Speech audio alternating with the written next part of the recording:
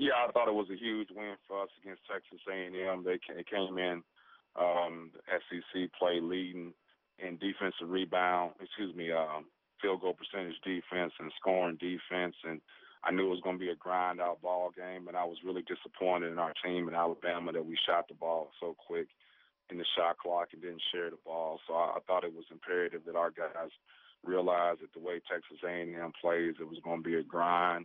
And then for us to pull out that win, we had to have that mindset. So I'm looking forward to more SEC play.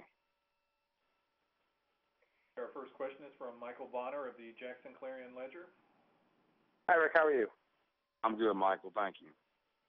Is there any update on I.J. Reddy and his concussion situation? No, sir. Still the same. Thanks, Rick. No problem. Next question is from Larry Voss of the Danville Advocate Messenger. Yeah, Coach, could you just talk a little bit about how you countered that Texas A&M defense and why you had success against them? Well, I don't know if necessarily if we ended up having success.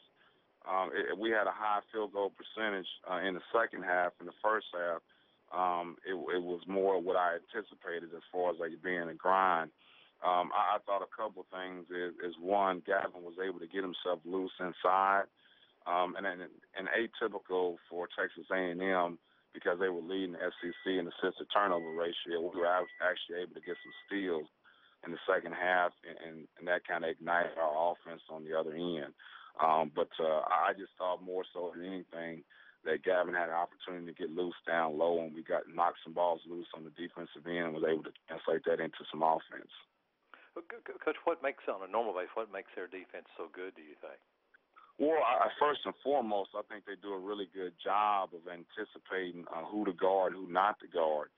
We have a lot of guys on our team who don't shoot the ball well, and the first thing I noticed when I was watching tape against Tennessee is Tennessee ran a great high-low play, and Caruso was guarding one of the Tennessee guys who's not a shooter, and they had a high-low pass, and he was playing off the guy, and he went in and stole the ball right away because he didn't have to guard the Tennessee's guard. So I think more so than anything, they do a great job of scouting report and then, evaluating who to guard and who not to guard, and so they pack it in on those people they don't have to guard. So it takes away all of your driving angles and a lot of your post-up opportunities.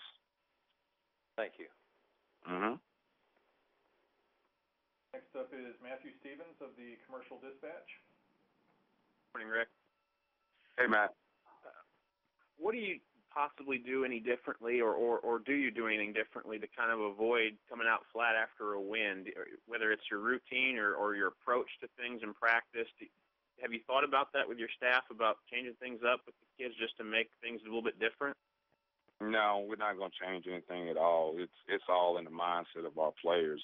I mean, our players haven't had a chance to experience success in the past, and now they're trying to start and experience a little bit of success, and it's all about them growing up and maturing. But it's not anything that we do as far as like our game plan or our routine.